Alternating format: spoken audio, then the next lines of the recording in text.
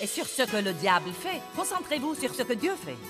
Ne parlez pas de ce que fait le diable, parlez de ce que fait Dieu. Ne parlez pas de tous les problèmes du monde. Trouvez quelque chose de bon pour en parler.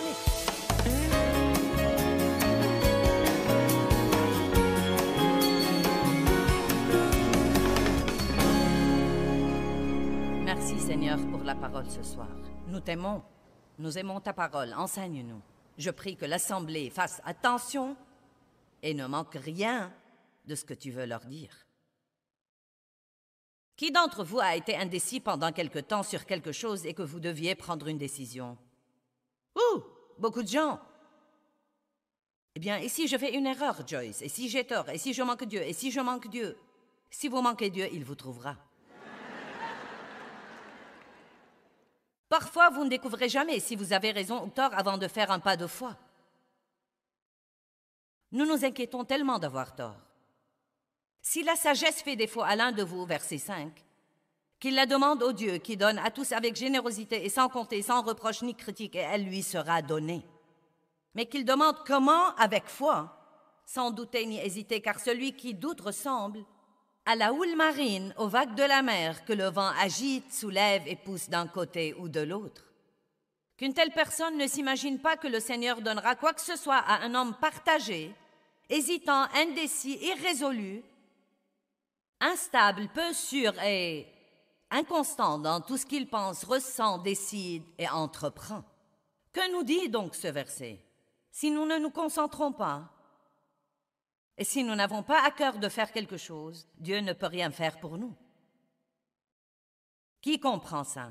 Si nous ne nous concentrons pas, et si nous n'avons pas à cœur de faire ce que Dieu veut que nous fassions, Dieu ne peut rien faire pour nous. Prenez une décision pour que Dieu se rallie à vous et vous aide. Ecclésiaste 5.1 dit « Accorde ton attention à ce que tu fais ». Il y a tant de merveilleux versets qui disent de se concentrer. Vous savez, Dieu a même dit à Josué, quand il lui a dit de prendre la place de Moïse et de mener les Israélites dans le désert et dans la terre promise, il lui a dit en fait de bien se concentrer sur ce qu'il l'appelait à faire. Il y a beaucoup de distractions dans le monde et vous devez comprendre qu'un des principaux buts de Satan est de vous distraire et de vous empêcher de faire ce que Dieu veut que vous fassiez. Si vous ne pouvez pas vous concentrer, vous ne pouvez pas grandir. Vous devez vous concentrer pour faire ce qu'il faut. Ne vous concentrez pas sur ce que vous avez mal fait. Mais concentrez-vous pour faire ce qu'il faut. Pourquoi perdre aujourd'hui en vous concentrant sur le mal que vous avez fait hier? Car si vous faites ça, cela vous volera l'énergie dont vous avez besoin pour faire le bien aujourd'hui. Donc vous ferez davantage de mauvaises choses aujourd'hui et le diable veut que vous perdiez votre demain en vous concentrant sur le mal d'aujourd'hui. La Bible dit, il n'y a donc maintenant plus aucune condamnation pour ceux qui sont en Jésus-Christ. Tous les jours, demandez à Dieu de vous pardonner tous vos péchés et erreurs et ne pleurez pas. Oui, regrettez le mal que vous avez fait, mais ne pleurez pas, ne perdez pas aujourd'hui en pensant à hier. Concentrez-vous pour faire ce qu'il faut aujourd'hui. J'ai passé une grande partie de mes premières années avec Dieu en me concentrant sur tout le mal que je faisais. Je parle trop, je fais ceci et cela, je suis difficile à vivre, je suis égoïste et égocentrique. Non, mais je pouvais passer toute la journée à penser à tout le mal que j'avais fait. Je ne touche plus à ces trucs maintenant. Je me lève tous les jours et je me concentre sur la foi et sur le Dieu d'amour et sur traiter les gens comme il faut. Je me concentre dans chaque situation pour essayer de faire ce qu'il faut et je sais que ce faisant, je fais ce qu'il ne faut pas. À la fin de chaque jour, je demande à Dieu de me pardonner mes péchés. J'aborde la question de nouveau le lendemain, je l'oublie et je me concentre de nouveau à essayer de faire ce qu'il faut ce jour-là. Je crois que certains d'entre vous gaspillent beaucoup trop de votre temps à vous concentrer sur le mal que vous avez fait. Et cela vous vole votre énergie dont vous avez besoin pour faire ce qu'il faut. Quelqu'un peut dire un bon amen? Vous pouvez vous détacher de Dieu par vos propres erreurs et Dieu veut que vous receviez son pardon et que vous alliez de l'avant. Recevez son pardon et allez de l'avant. Vous ne pouvez rien faire à l'égard de ce que vous avez fait, mais vous pouvez vous améliorer aujourd'hui si vous vous concentrez. Ne vous concentrez pas sur les mauvaises choses et sur ce que le diable fait. Concentrez-vous sur ce que Dieu fait. Ne parlez pas de ce que fait le diable, parlez de ce que fait Dieu. Ne parlez pas de tous les problèmes du monde. Trouvez quelque chose de bon pour en parler. Les mauvaises nouvelles me fatiguent tellement. Non, mais en fait, je ne regarde même pas les nouvelles. Non, mais c'est étonnant les choses qui se passent dans le monde et je ne le sais même pas. Vous croyez peut-être que je devrais être plus informée, mais j'ai l'impression que tout ce que je dois savoir, Dieu fera en sorte que quelqu'un me le raconte. Je ne veux pas écouter ces trucs. Mauvais, mauvais, mauvais, mauvais, mauvais. Je ne veux pas me concentrer sur ce qui est mauvais. Je ne veux pas non plus pratiquer la politique de l'autruche et ne pas faire face aux problèmes. Non, mais j'ai passé des années de ma vie à parler de ce que faisait le diable, plus que je ne parlais de ce que faisait Dieu. Amen? Le diable fait ceci et le diable fait cela. Non, non, non, non, non, non, non. Non, concentrez-vous sur ce que fait Dieu dans votre vie et parlez-en.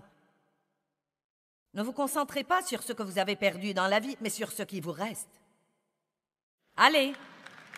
Ne dites pas, eh bien, vous savez, je n'ai pas eu une bonne enfance, on a abusé sexuellement de moi, et je n'ai pas eu l'occasion d'avoir toute l'instruction dont j'avais besoin, et mes parents ne m'ont pas traité comme il fallait, et mon premier mari m'a maltraité, il sortait avec une autre femme. Tous ces trucs me sont arrivés à moi aussi. Absolument. Je n'ai pas eu un bon début, mais je vais avoir une bonne fin. Allez! Vous n'avez peut-être pas eu un bon début. Peut-être que vous traversez une période difficile en ce moment, mais vous savez quoi? Vous pouvez changer votre pensée et votre attitude, et vous pouvez vous concentrer sur l'avenir. Vous pouvez oublier ce qui est en arrière et vous élancer vers les choses qui sont en avant. Ce n'est pas trop tard pour vous. Mais vous devez régler vos priorités. J'aime Galates 5,16, il dit « Marchez selon l'esprit, et vous n'accomplirez pas les désirs de la chair. » Encore une chose sur la concentration. Concentrez-vous pour suivre Dieu et vous n'accomplirez même pas les désirs de la chair. Hébreux 12:2 dit « Détournez le regard de tout ce qui vous distrait et fixez-le sur Jésus, qui est l'initiateur et le consommateur de votre foi. » Et les soucis et les grandes inquiétudes qui essayent tout le temps de nous distraire. La même semence, la semence du même genre, est tombée dans cette terre dont nous parlons ce soir. Mais les soucis et la séduction de ce monde ont distrait ce croyant et cette semence n'a pas porté du fruit dans sa vie. Satan essaye de nous distraire. Vous avancez, vous allez bien avec Dieu, vous avez une vie de prière, vous étudiez la parole, vous êtes dans une bonne église et tout à coup vous avez 2 ou 3 problèmes. Et avant de dire « ouf », vous ne pensez qu'à vos problèmes, vous ne parlez que de vos problèmes. Vous ne priez qu'au sujet de vos problèmes. Avant de dire ouf, que vous êtes si vexé, maintenant vous avez perdu votre paix et votre joie. Vous murmurez et vous vous plaignez de tout. Quelqu'un a compris que la variété des choses qui peuvent nous vexer est interminable? Quelqu'un a compris ça? Non, mais il n'y a pas de limite aux choses qui peuvent nous vexer. Donc si le monde ne va pas changer, nous devons changer. J'ai passé des années à être vexée et je suis arrivée au point de penser, si je ne peux pas avoir la paix, ça ne sert à rien que je reste sur la planète. À quoi bon vivre si vous vous levez malheureux tous les jours? Et nous pouvons avoir la paix, car dans Jean 14, verset 27, Jésus a dit « Je vous laisse la paix, je vous donne ma paix ». Regardons ce verset, c'est très étonnant, vraiment, dans la Bible amplifiée. Jean 14, 27. « Je vous laisse la paix. Je vous donne et je vous lègue ma paix. Ce n'est pas à la manière du monde que je vous la donne. Que votre cœur cesse de se troubler et qu'il cesse de craindre. Arrêtez de vous permettre d'être agité et dérangé et ne vous permettez pas d'être craintif et intimidé et lâche et perturbé. » Wow! Oh, tu veux dire que je ne peux pas prier, que la paix tombe sur moi, que je vais en fait devoir la choisir? Vous ne devez pas vous vexer. Ce soir, quand vous attendrez pour sortir du parking, vous ne devez pas vous vexer. Vous n'en attendrez pas moins. Vous ne devez pas vous vexer. Vous savez, les chrétiens sont parfois un peu indisciplinés.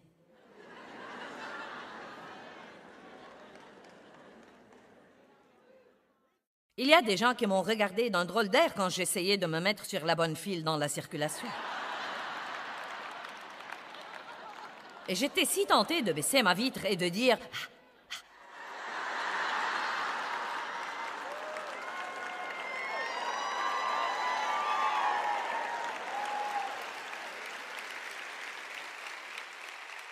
Vous ne devez pas vous vexer, mais vous le pouvez si vous voulez. » Non, mais je ne prophétise rien de mauvais. Mais si quelqu'un va chercher votre voiture et que vous avez un pneu crevé, ne vous vexez pas, mais vous le pouvez si vous voulez. Ça ne va pas changer votre situation. J'essaye de pratiquer la paix maintenant. C'est un des meilleurs moyens au monde pour vaincre le diable. Je parie qu'il pique une crise quand il fait tout ce qu'il peut faire pour vous distraire et que vous dites « Non, je suis passé par là, j'ai fait ça, je ne vais pas aller là de nouveau, je vais rester en paix et Dieu s'en occupera. »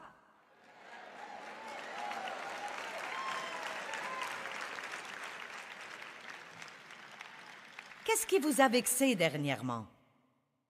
Rappelez-vous à quel point c'était idiot. Je me rappelle certaines des querelles que Dave et moi avions sur des choses banales et sur des foutaises. Quel acteur est passé à la télé? Je disais que c'est cette personne. Il disait non, c'est celle-là. Je disais non, ce n'est pas elle. Si, c'est elle. Non, ce n'est pas elle. Si, c'est elle. Et nous restions éveillés jusqu'à minuit alors que nous devions aller au travail le lendemain, juste pour voir le générique et prouver qu'il avait raison.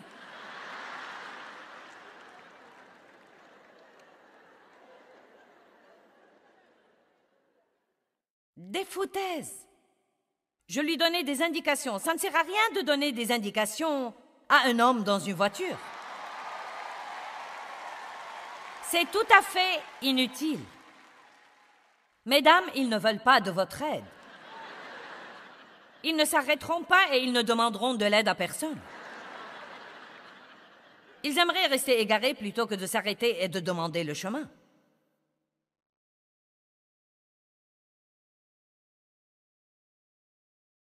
Nous devons arrêter de nous vexer pour des choses inutiles. Ne perdez plus votre temps désormais.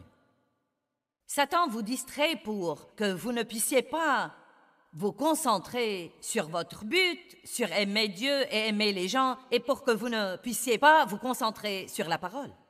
La Bible nous enseigne et nous devons méditer la parole jour et nuit. Que veut dire méditer? Nous avons peur de ce mot parce qu'il est utilisé dans les religions orientales et dans le Nouvel Âge, et c'est un mot de Dieu. Dieu nous a donné ce mot avant que le diable n'ait essayé de le pervertir. Méditer veut dire tourner et retourner dans votre esprit et marmonner à voix basse. Et la Bible dit, tu méditeras la parole jour et nuit pour agir fidèlement selon tout ce qui y est écrit, car c'est alors que tu auras la sagesse et le succès dans tes entreprises, c'est alors que tu réussiras.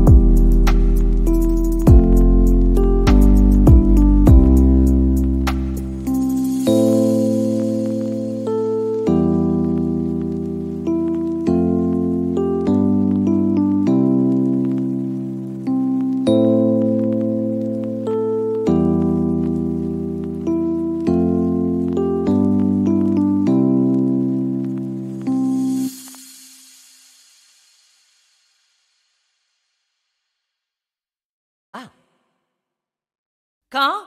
Quand il y aura plus que des informations et cela devient une révélation. Si vous pouvez vous asseoir et vous concentrer sur ce que Dieu essaye de vous dire et que vous passez la journée, quoi que vous fassiez, je sais que Dieu m'aime.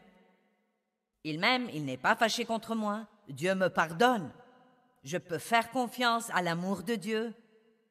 Dieu m'aime. Vous roulez au travail, Dieu m'aime, c'est génial, Dieu m'aime. Oh, c'est merveilleux de savoir que Dieu m'aime. Son amour est ferme, son amour est éternel. J'ai pensé à certains de ces versets cet après-midi pendant que je me reposais avant de venir ici. J'ai cité dans ma tête environ 6 ou 7 versets que je connais sur l'amour de Dieu. Et je sais que Dieu m'aime, mais c'est comme ça que vous restez fort dans ces choses. J'aurais pu trouver quelque chose pour m'inquiéter. Faites-moi confiance, j'aurais pu trouver quelque chose pour me vexer. J'aurais même pu trouver quelque chose pour me fâcher si je le voulais. Mais je ne le veux plus désormais. J'ai déjà perdu une partie de ma vie en faisant ça. Je ne vais plus perdre mon temps à faire ça désormais. Je vais me bénir et faire ce qui me rend heureuse. J'ai juste envie de bondir. Et je vous prie ce soir d'arrêter de perdre votre temps à essayer de changer quelque chose que vous ne pouvez vraiment pas changer. Chaque jour que Dieu nous donne est un cadeau de lui, et quel que soit ce qui se passe dans notre vie, nous devons trouver un moyen de jouir de ce jour. Vous m'avez entendu? Chaque jour est un cadeau de Dieu, et chaque jour que nous perdons est un jour que nous ne pouvons jamais récupérer. Si vous perdez un jour à être fâché, vous n'allez jamais le récupérer. Si vous perdez un jour dans l'apitoiement sur soi, vous n'allez jamais récupérer ce jour-là. Mais si vous vous concentrez sur la foi et sur l'amour, et si vous vous concentrez sur la bonté de Dieu, et si vous vous concentrez sur son pardon, et si vous êtes déterminé à être une bénédiction pour les autres, ce sera un jour dans lequel vous avez investi, et il apportera toujours une récolte, même dans l'éternité. Amen. Les soucis sont inutiles. Restez déterminés. Ne faites pas des choses inutiles. Les bavardages vains sont inutiles. Oh mon Dieu, j'ai fait tant d'études dans les 2 dernières années sur les paroles de notre bouche. Essentiellement pour moi. Et aussi pour écrire ce livre qui sortira un peu plus tard cette année. La Bible dit que les bavardages vains mènent vers de plus en plus d'impiété. Le bavardage vain, c'est rester assis à ne rien faire et dire des trucs qui n'ont aucune puissance en elles. Potiner et murmurer et se plaindre et... Se mettre en colère à cause de choses incontrôlables est inutile. Essayer de changer quelque chose que vous ne pouvez pas changer est inutile. S'attendre à ce que les autres soient parfaits est inutile. S'attendre à ce que les autres ne vous blessent jamais ou ne vous déçoivent jamais est inutile.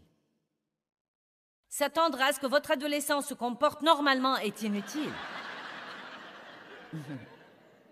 Et je ne suis pas contre les adolescents, je les aime, ils sont merveilleux, mais vous savez, ils passent par des trucs, ils grandissent, ils doivent apprendre. Et vous devez prier pour eux, ils développent leur personnalité et essayent de découvrir ce qu'ils veulent faire. Et vous savez, ce n'est pas toujours facile pour eux non plus. Une autre chose que ce verset dit qu'elle nous distrait est la séduction des richesses. Maintenant, nous aimons tous l'argent et les choses. Nous n'allons pas dire que nous ne les aimons pas, nous les aimons. Et il n'y a aucun mal à avoir de l'argent et des choses. Si Dieu veut que quelqu'un ait de l'argent, pourquoi ne voudrait-il pas que ses enfants l'aient? Cependant, bien que l'argent ne soit pas un problème et que les choses ne soient pas un problème, aimer l'argent et les choses et avoir soif des richesses est un grand problème. Il est très important de ne pas se concentrer sur l'argent, mais de se concentrer sur Dieu et de se fier à lui pour nous donner ce qu'il sait que nous pouvons gérer. Je vous défie de prier que Dieu ne vous donne jamais plus que vous ne pouvez supporter et rester proche de lui. Allez maintenant, j'ai dit, je vous défie de prier Dieu de ne pas vous donner plus que ce que vous ne pouvez gérer et le faire passer avant tout dans votre vie. Car croyez-moi, parfois, plus vous avez de choses, plus elles vous éloignent de Dieu. Elles peuvent devenir une distraction, car tout ce que vous possédez maintenant est quelque chose dont vous devez vous occuper.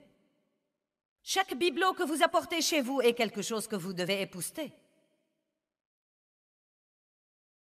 Oh, c'est bon ce soir, vous feriez mieux d'être heureux. Amen.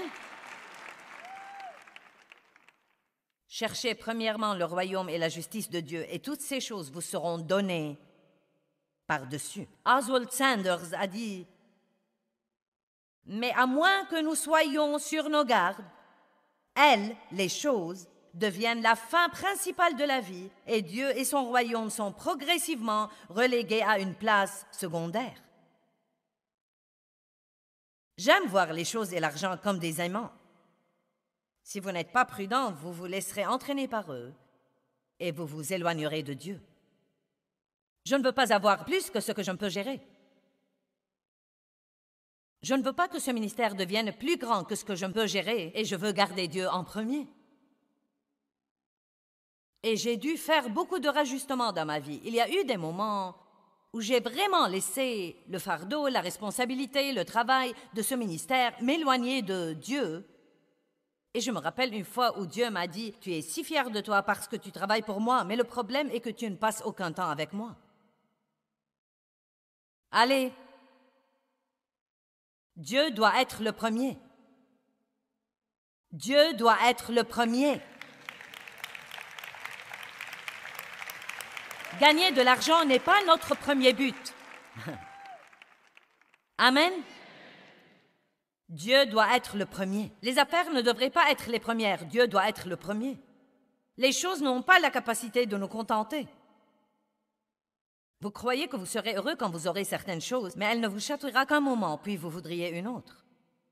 Nous en jouissons, mais elles n'ont pas une vraie vie en elles. Si nous comptons sur les choses pour le bonheur, nous aurons besoin d'une provision de choses nouvelles pour satisfaire la chair. Pensez à des vacances que vous avez organisées depuis longtemps. Vous avez dépensé beaucoup d'argent, vous êtes rentré à la maison épuisé.